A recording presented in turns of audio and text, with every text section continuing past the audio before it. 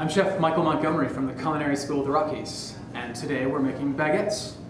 We're going to divide this process into 3 segments. In the first segment, I'm going to cover proofing yeast, mixing our dough ingredients, kneading our dough, proofing our dough, and then we'll move on to our second segment. In the second segment, we're going to be shaping our dough, and we're also going to be making a quick compound butter while our dough is rising.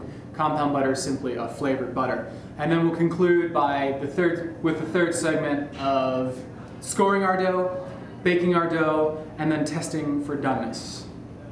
Let's begin.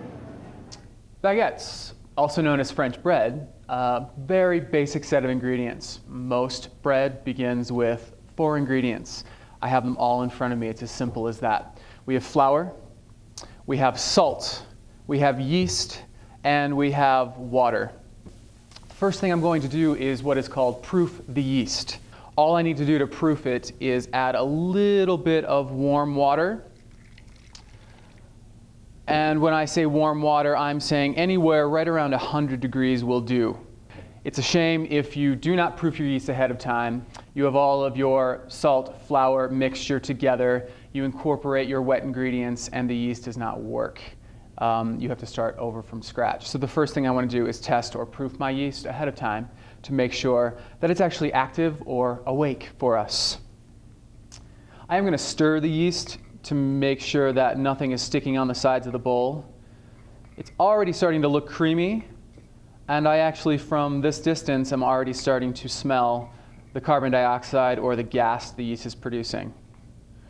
Once you know your yeast is active, you can go ahead and add the rest of your liquid ingredients. In this case, French bread baguettes, simply water. Once again, the water needs to be warm. By warm, 100 degrees, 105 degrees. I can test this myself just by sticking my finger in the water. It should feel like a comfortable bath. If it's burning you, it's most likely going to kill our yeast. If it's too cool, it's not going to activate the yeast. So we have to be right there around the 100 degree mark. So our recipe is written in ounces. I'm going to make sure I use a scale to accurately measure all of our ingredients. Most pastry recipes are written in ounces, so play it safe.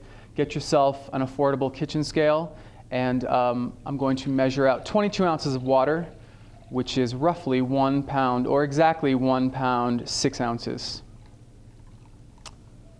Once I've measured out my 1 pound, 6 ounces of water, and I am certain that my yeast is active, I'm going to go ahead and mix all of my liquid ingredients together.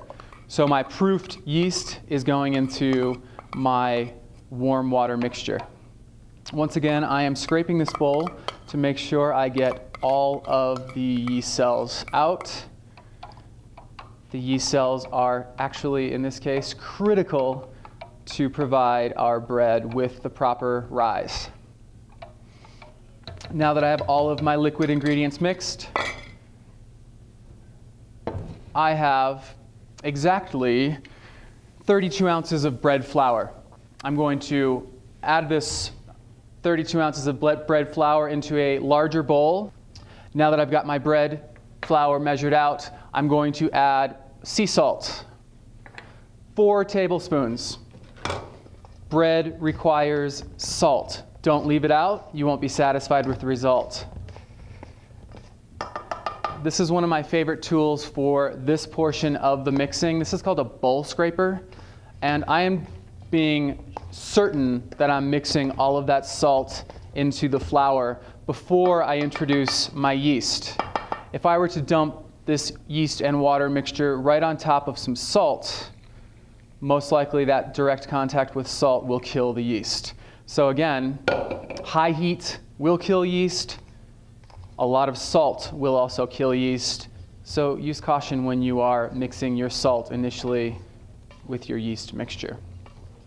So I'm using my bowl scraper, and I am going to incorporate as much water as I can until the dough is what we call shaggy.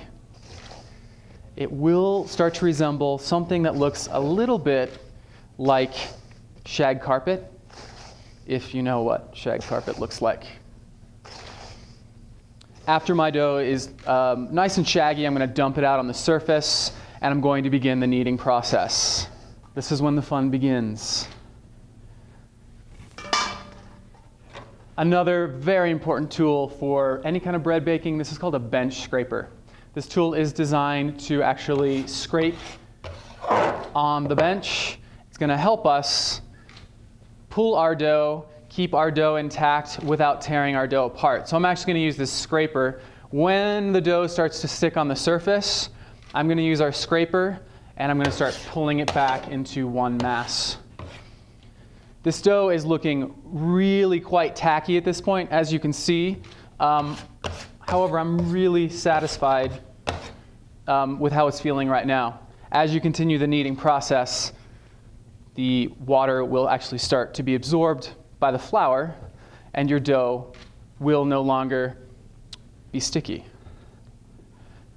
This initial portion of kneading, as you can see, all I'm doing is focusing on using the heel of my hand, and I'm doing a gentle push forward. I'll then take my bench scraper, get everything pulled back into one mass, and push it out away from myself. What we're doing here, as I mentioned earlier, is strengthening those strands of gluten or the protein in the flour. As we strengthen those strands of gluten, they will actually be able to capture the carbon dioxide as the yeast is producing the gas. That, again, gives us our lift. I'm being careful at this point in time not to just totally break the gluten strands because they're really quite delicate and they're not strong at all at this point, so it's really easy to push too much and actually break the strands. So I'm going to continue this kneading process probably for about 8 to 10 minutes. The dough is going to start to look smooth, and what we're looking for is elasticity. Once your dough looks smooth, you can start testing it. So what I do is take a pinch of dough, I stretch it apart, and I see, if I can see light through the dough, I know it's ready to sit and proof. What I do now is get myself a very large steel bowl. This dough is going to double in size, so make sure your bowl can accommodate the dough once it's actually doubled. And I give it a generous oil. The oil in this case is going to allow the dough to slide up the sides of the bowl and not stick, preventing it from actually doubling in size. I want to make sure before I transfer my dough into my oiled bowl that I actually have a little bit of surface tension. Surface tension refers to a nice, smooth, tight surface across the top of your dough. This surface tension is very important.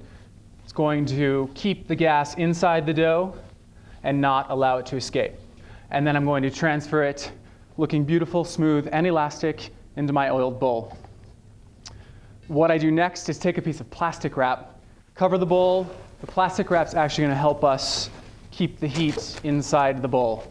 I also like using the plastic wrap method because I will actually trace the dough, and it will tell me when my dough is double in size. So I just take my marker, I look straight down over the top of the bowl, and I'm going to trace exactly the size of the dough ball. In this state, it'll easily tell me when the dough has doubled in size. That concludes our first segment. Tune in for our second segment where we'll learn how to shape our dough, and we're going to make a quick compound butter. I never share this experience with anyone. It's always a private time. You guys could just walk away for a while.